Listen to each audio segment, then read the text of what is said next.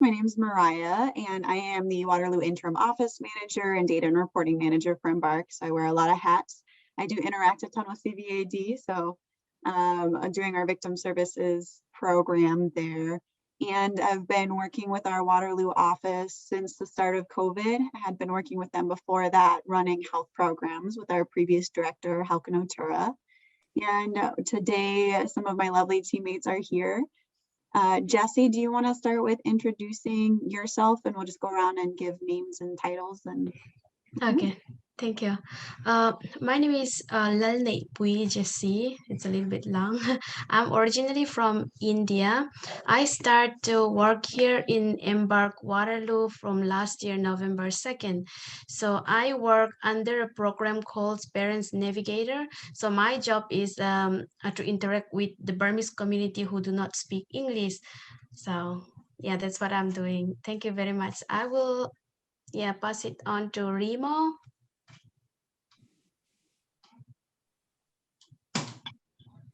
Hi everyone, it's nice to see you all. My name is Remo, and I have worked with EMBARC since I was in middle school, like not as a staff, but as a volunteer, as a supervisor member. I go up to upper level, so now I am a staff, and right now I'm under the victim services program, 75%, and the 25% working with youth. And from the youth, I am mostly like a communicator, like for the student, from student with the parents, and with the parents with the staff. So that's what I basically do. And thank you. thanks, Ree. Feli, are you able to introduce yourself? Yeah, I can go. Hi everyone, and sorry I can't be seen right now, but I'm working at the health department. That's why I was a little bit noisy in the beginning because we picking up calls and stuff. But yeah, I'm Feli Ketty. I've been working with EMBARC for quite a while now. So ever since I graduated from college, I came to Waterloo and work with EMBARC and loved it. And right now I'm working as an AmeriCorps Vice member, and literally like to work whenever I'm needed. So if I'm needed to work with the youth, I'll go work with the youth. If I'm needed to do some work at the communities, I do that. If I have to do the daily news and translate some news to communities, I enjoy doing that. I do translation in French and Lingala, and so mostly wherever Moriah, all others need me, I usually try to be available and help. That's all I have. That's me. And would it be helpful for us just to kind of give a quick summary of some of the different things that we do at EMBARC before we dive into a little bit more about what we did with the United Way funding this year?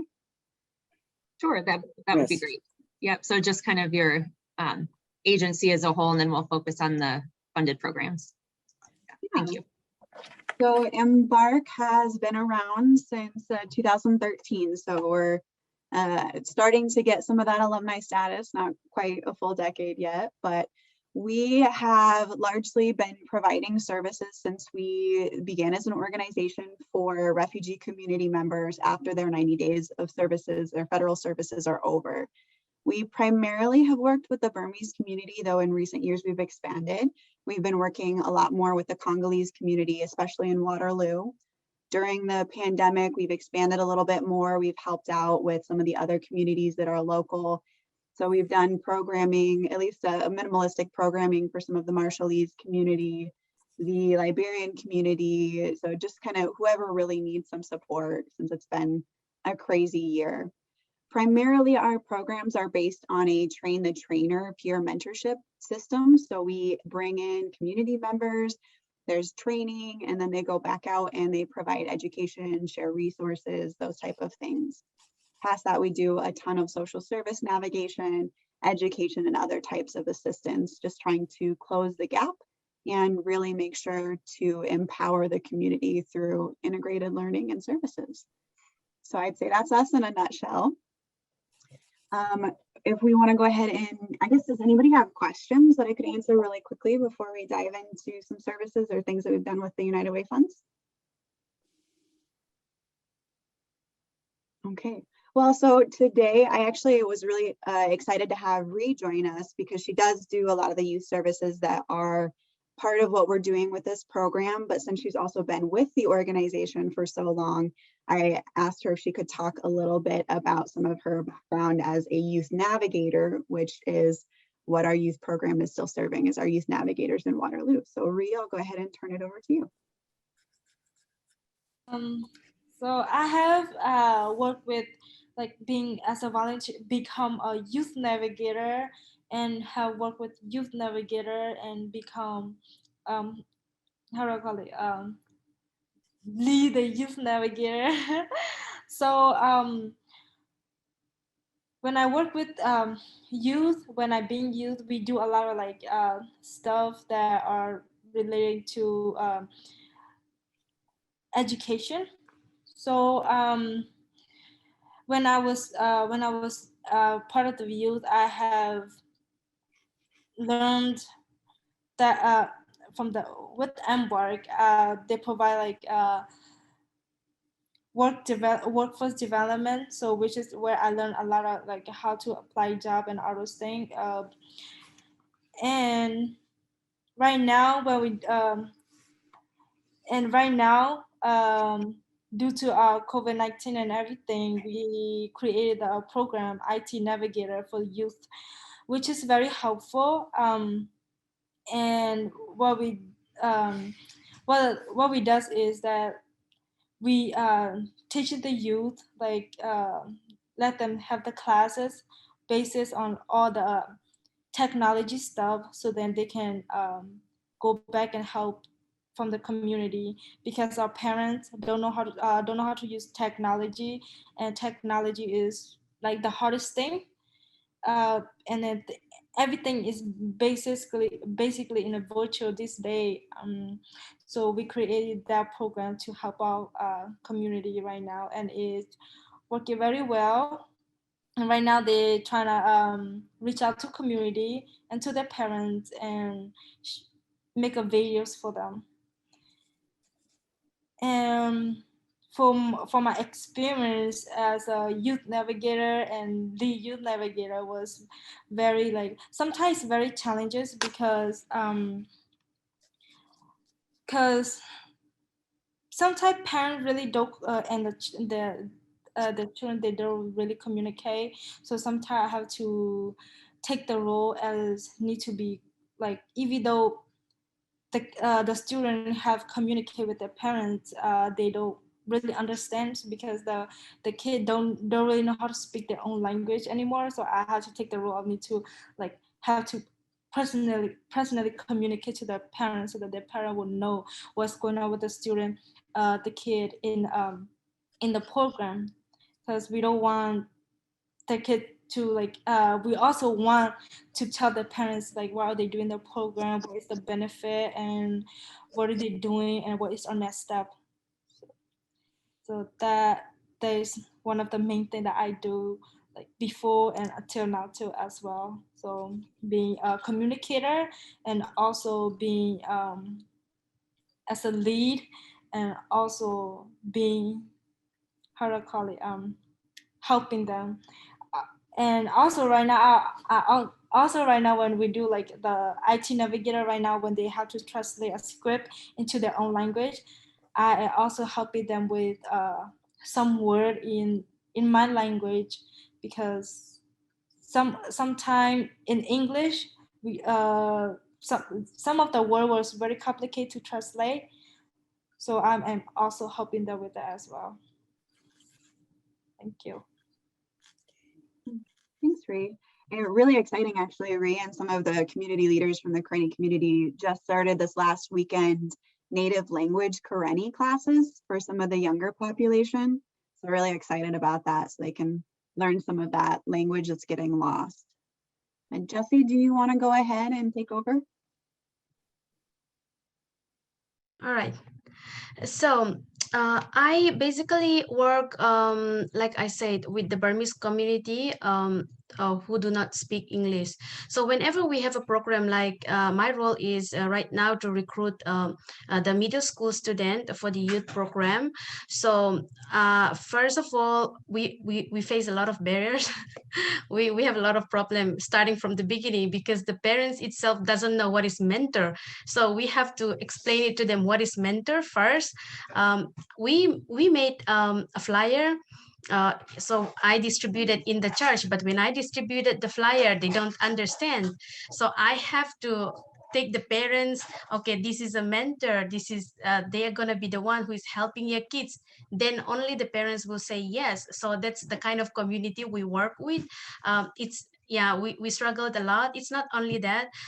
When I recruit the students, there are paperwork that they have to fill out just for the mentor and the mentee to know each other, so that they can have a better relationship.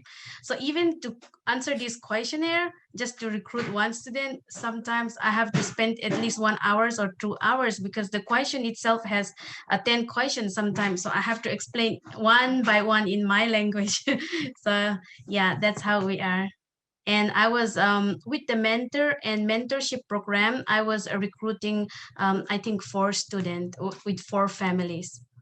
All right, thank you very much.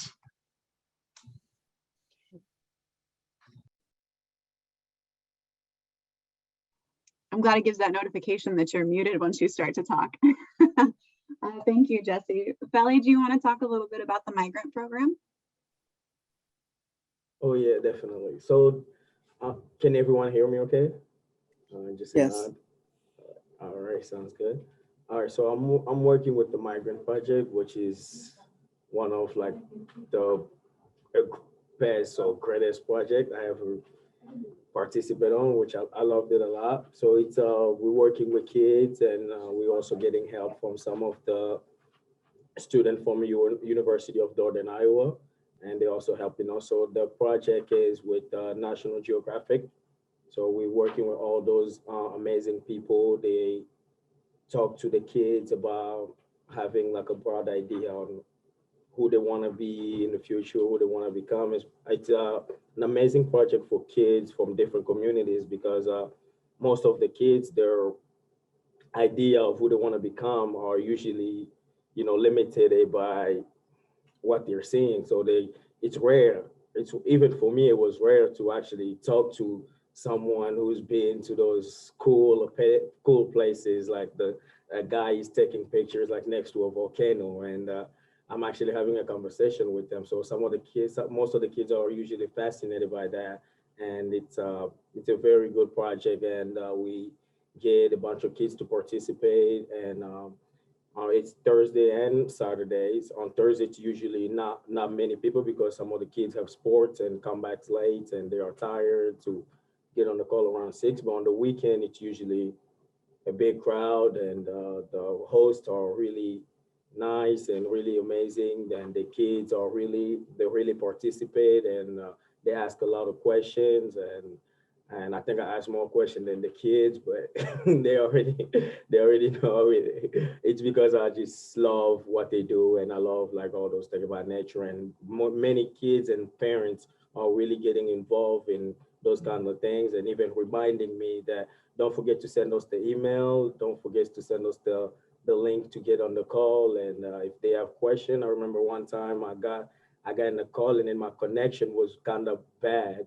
And then there was a parent who actually called me. It's like, so you're gonna get me on the call, and I have a question in French, and I need your help. So I had to find a way. So it just made me happy on how much they were into the project. And so yeah, so it's a very great project for kids, and I really hope they take advantage of that, because if I was in their situation, I would not be in the health department right now. I'll probably be in some other country exploring something right now if I had that chance. So that's all I'm doing with that project. I don't know if you guys have any question regarding that. I'll be happy to answer it. Thanks, Felly. Now, this year's been really interesting for us as a whole. Traditionally, during our youth programming, what we focus on is our college and career readiness, our after-school program, and then during the summer, we have a summer camp that we offer. And pretty much all of those activities had to be adapted or changed in some way, shape, or form due to the pandemic. We were no longer able to be in the school. We had a lot of access issues as a result of that. Technology became a huge barrier for us. We had a lot of families who didn't have any technology access in the home. Oftentimes it was maybe one device and the child would not be able to use that device. Sometimes there were simple issues like the family doesn't know how to connect to Wi-Fi. So as a result, we've created some different programs. As Ree mentioned, our new Youth Technology Navigator program is training high school students to be technology navigators. We have done summer take-home kits where students are able to take home activities to engage. So the Project Belly is talked about is a really exciting partnership we're doing with the Waterloo Community School District and the University of Northern Iowa. And we've just had to be really innovative, but all the partners in Waterloo have been just phenomenal and really eager to kind of make things work. It's been exciting with our Technology Navigator to produce a 6-series educational video. As Ree was mentioning, we have had those high school students actually creating these videos, making the PowerPoints that go into kind of the pictures that are in the background, and they're the ones that are doing the interpretation and the speaking in them. And then they go on to share those with their peers and their parents to help educate them on basic technology. I know Jessie actually came prepared to share a little bit more about some of the families that she's helped and to give a really quick success story. Jessie, if you want to go ahead. Yeah. I work with the Burmese community, and like we mentioned it, most of the family, they do not speak English. So for them, the things that they don't know is very simple, which we cannot even imagine. It's so simple for us, but for them, it's very hard, you know. So the kids who is from Sunday school kids, I used to help in my church as a Sunday school teacher. So he always come to me and ask me, Miss Jessie, I want to be this one and I want to be that one, but how do I study that? And then I told him, why don't you just ask your parents? Your parents can guide you. And he told me, oh, my parents do not speak English. They cannot even read our language. They can only speak our language. So how am I going to get help? So then that's make me think like, oh, okay. So we're going to have this youth program, a mentee and mentorship program. So I'm going to match you up. So I talk to the mom. She doesn't understand what is a mentor. She don't know because she never get proper education at home. So I have to explain it from the scratch.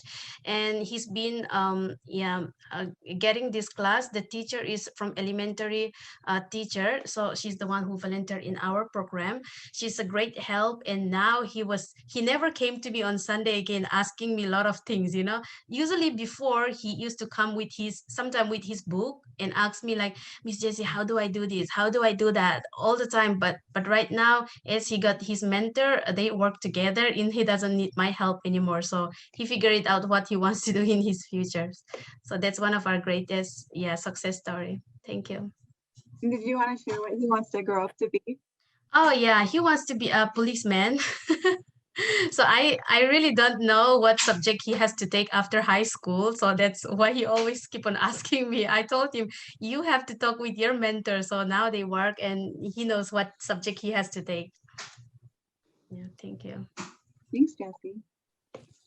Yeah, so that's kind of a year in the life of our youth program, some of the different things we've been working on. But it's been really great to have the team, and we're kind of creating some new programs, but we're also hoping, in addition to eventually be able to have some of those programs that we used to have before the pandemic as well. So those will ideally be returning once we have permission from the school district to be on site and able to interact a little bit more. But we'd love to answer any questions or elaborate on any of those programs if you guys would like to hear anything else. I was just curious if you could speak to how have things changed in the 8 years, I think, right? Is it 8 years that you've been? Have you seen the need change? Are there different types of needs? Like, what has been some of those things that have just shifted for your organization through the years? That's a great question. Just in general, one of the very big changes is, again, originally we only worked with the Burmese community because they were the largest community in Iowa. Then within, I think it's maybe the last 5 years now that the Congolese community has been the largest incoming community.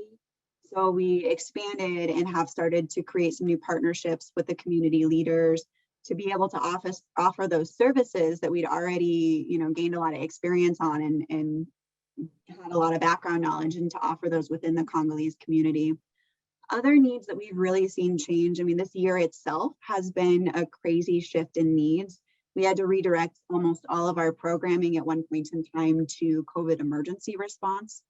Our team, which is about 67% refugee or immigrant community themselves, were almost, while not professional frontline workers, they were being asked to be frontline workers. So individuals were getting phone calls saying, I can't breathe, I don't know what to do, I don't know who to call. And they were having to do triage calls a lot. So we ended up needing to call the health department and get some training and train a large chunk of our staff to do that frontline response, and to transition and create what we call our virtual helpline and access center, which is pretty much online social service navigation, because that spectrum of services was just completely inaccessible to the community. Other changes have really, gradually over time, we're seeing a little bit more need. Like I mentioned with Ree's community, they're opening up that native language class, which is something they wouldn't have needed a couple of years ago. But now that some of the community and some of the youth have grown up in the school system here and are speaking less Karenni, that's something that is kind of slipping away. And so you've got some of that older generation that don't speak any English, and now we've got the younger generation that don't speak any Karenni or Karen or Chinmizo, whatever the dialect is. So we're seeing a little bit more need for those language services. And in addition, what comes with that is increased mental health struggles as youth are facing that kind of acculturation struggle that comes in that war between staying with your traditional culture, but also feeling like you need to be accepted in the American culture. So those are a couple of the changes, but we do, there's a ton more that I could probably mention other than that.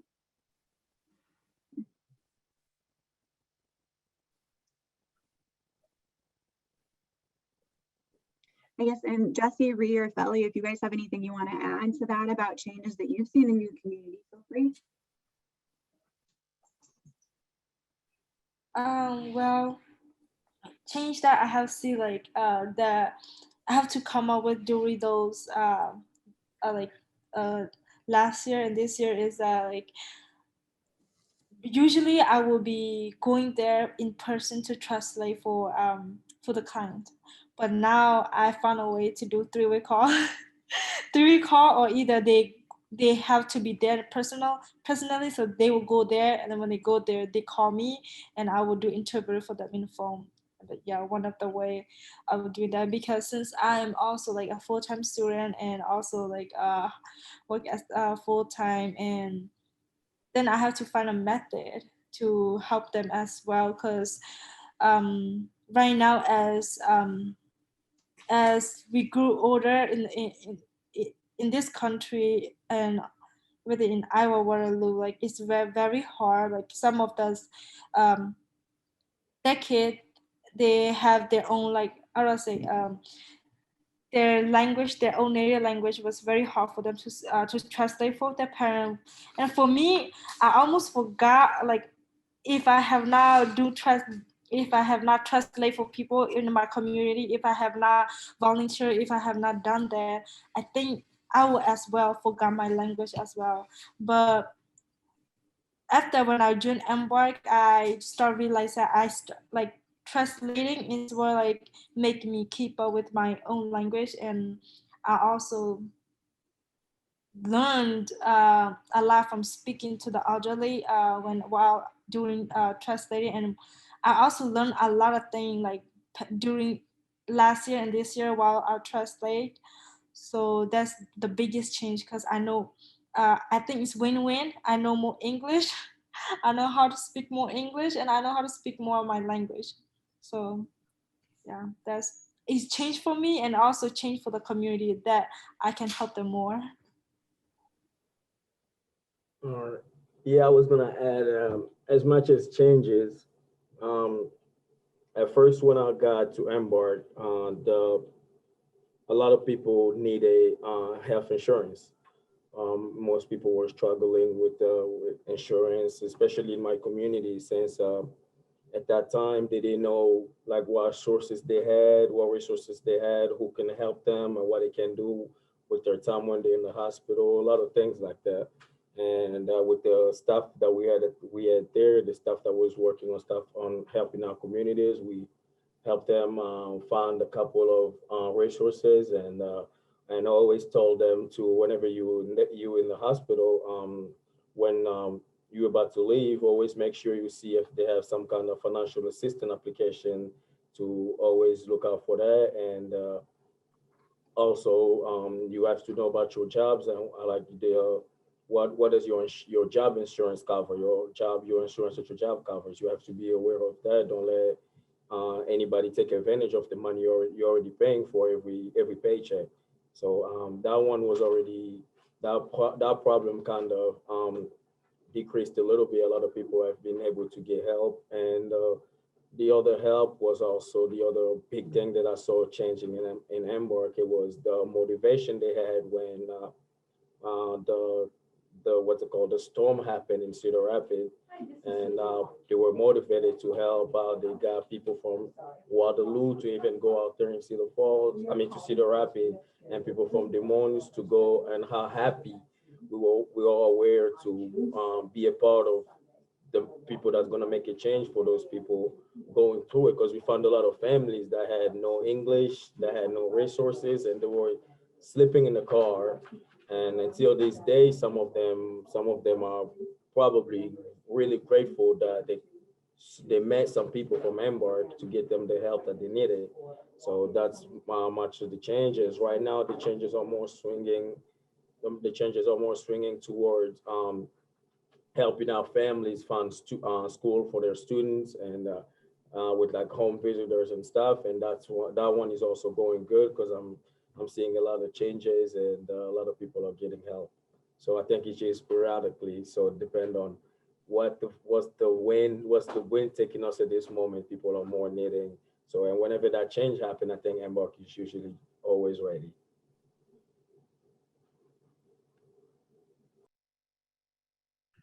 Okay. From my side, the big changes that I see is from our client. Before, they want us to be there in their appointment and speak for themselves. Like we speak for them. They don't speak for themselves. They don't have a voice. But right now, the longer they stay to this country, even though they cannot speak English, they know that they can speak their opinion, and they want to say something. And that's the big changes. Sorry, I have a baby.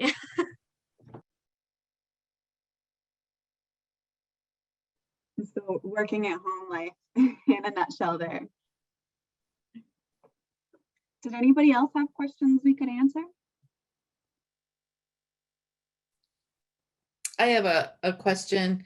What are you seeing as some of the, I don't know if they're challenges or needs for your participants or clients as we're coming out of the pandemic? What are you seeing that they need help with? That's a good question too. I think right now so while a large chunk of the population who were born and raised in the United States, and even the younger population from the refugee communities, are really comfortable with the pandemic situation where we're at, a lot of them have been vaccinated. I think in Des Moines, one of the more recent statistics had us around maybe it was 70%.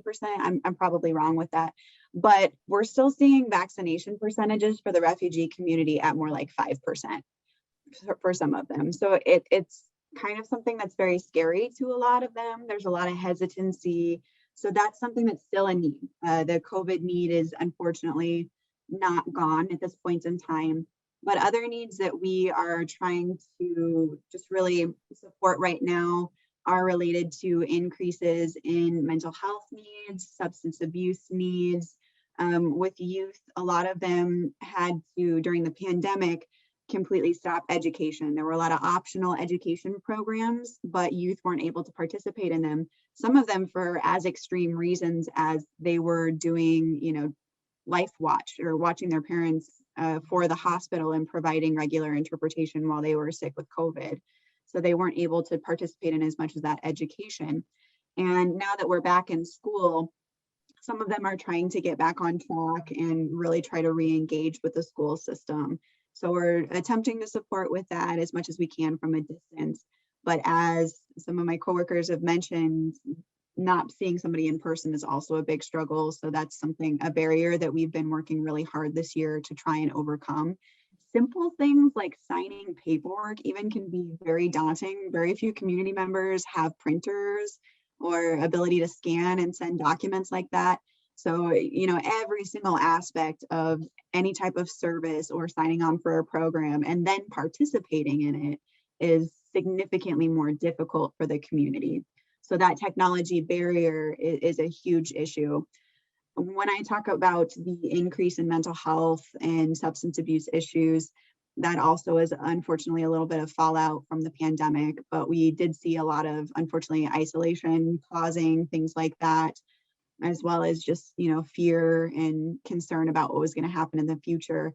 Not to mention, unfortunately, the coup that has been happening this year in Burma, which has been fairly devastating for a lot of the community. And we've tried to support with that, and we'll be holding a fundraiser in Des Moines actually on the 31st. So we're doing what we can to kind of ease some of that burden.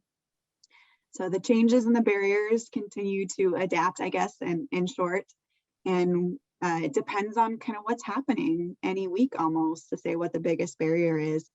In general, across all of those services, the navigation key is the biggest barrier when we're working with partners or trying to get anybody a service. A lot of partner organizations may have, one service interaction to provide a service for somebody.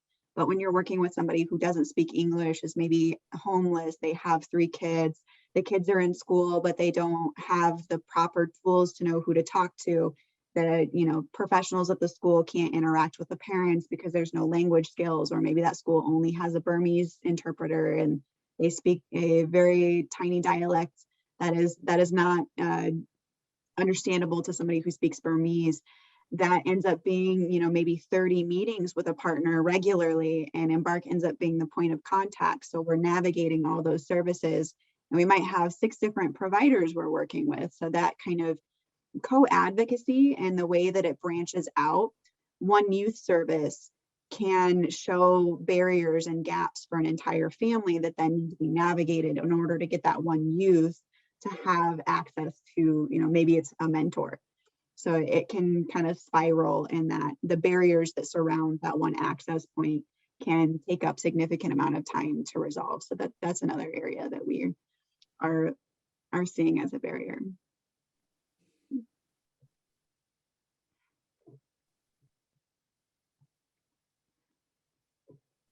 Something that I noticed in your report and commented on to our CIT, our community impact team, was that EMBARC at least appeared from this side to have done an excellent job of adapting and utilizing technology for the videos, the translating, and just, making the best of a bad situation, and maybe even some, procedures and things that you'll continue doing. So I'm glad that turned into a positive for such a great outreach that you're able to do. Yeah, actually, we recently heard, we had an ESL teacher in New York that reached out to our organization, and she said, you know what, my students have been coming to me for weeks asking me for information in their native language on COVID vaccines, and they stumbled across your YouTube videos, and all of them went and got vaccinated after they watched it. I was like, yay! We're helping all the way over in New York right now, and it's been super exciting to see how far just some videos can go, and it has made things, we can reach a pretty good chunk of people with those videos, and it's been exciting to see how that's worked, and having them just in lots of minority dialects has been exciting. So thank you.